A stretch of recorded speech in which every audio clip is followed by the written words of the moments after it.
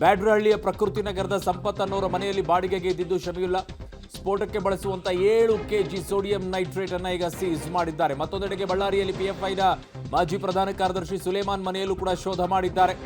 ನಿಖಿಲ್ ಅನ್ನ ಈಗ ವಶಕ್ಕೆ ಪಡ್ಕೊಂಡಿದ್ದಾರೆ. ಬಳ್ಳಾರಿಯಲ್ಲಿ ಸುಫಿಯಾನ್ ಆಗಿ ಮತಾಂತರಗೊಂಡಿದ್ದ ಈ ನಿಖಿಲ್ ಮತಾಂತರ ಬೇರೆ ಆಗಿದ್ದ. ಬ್ಯಾಡ್ರಹಳ್ಳಿಯ ಪ್ರಕೃತಿ ನಗರದ ಸಂಪತ್ ಅನ್ನೋರ ಮನೆಯಲ್ಲಿ ಬಾಡಿಗೆಗೆ ಇದ್ದಂತಹ ಶಮಿಯುಲ್ಲಾ. ನನ್ನ ಸಹೋದ್ಯೋಗಿ ನವೀನ್ ಪರದೇಸಿ ನನ್ನೊಂದಿಗೆ ಸಂಪರ್ಕಕ್ಕೆ ಸಿಗ್ತಾ ಇದ್ದಾರೆ.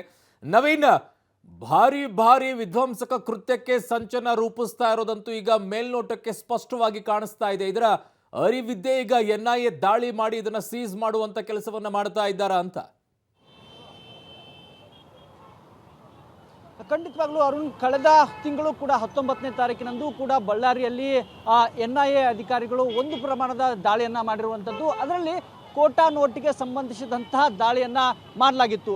ಅಂತೆಯೂ ಕೂಡ ಇವರೆಲ್ಲರ ಮೇಲೂ ಕೂಡ ನಿಗಾನ ಇಟ್ಟಿರುವಂಥದ್ದು. ಅದರಲ್ಲೂ ಕೂಡ ಪಿಎಫ್ಐ ಸಂಘಟನೆಯ ಪ್ರಧಾನ ಕಾರ್ಯದರ್ಶಿಯ ಮನೆ ಮೇಲೂ ಕೂಡ ಎನ್ಐಎ ಅಧಿಕಾರಿಗಳು ಗಮನವನ್ನು ಇಟ್ಟಿರುವಂಥದ್ದು. ಪ್ರಮುಖವಾದಂತಹ ಮಾಹಿತಿ ಅಂತಂದ್ರೆ, ಖಚಿತ ಮಾಹಿತಿಯ ಮೇರೆಗೆ ಇವರೆಲ್ಲರೂ ಯಾವುದೇ ಸಂಘಟನೆಯ ಜೊತೆಗೆ ಗುರುತಿಸಿಕೊಂಡಿದ್ದಾರೆ. ಇವರ ಎಲ್ಲ ಚಲನವಲನಗಳನ್ನು ನಿಗಾ ವಹಿಸಿದಂತಹ ಎನ್ಐಎ ಅಧಿಕಾರಿಗಳು ಈ ಒಂದು ದಾಳಿಯನ್ನು ಮಾಡಿರುವಂಥದ್ದು.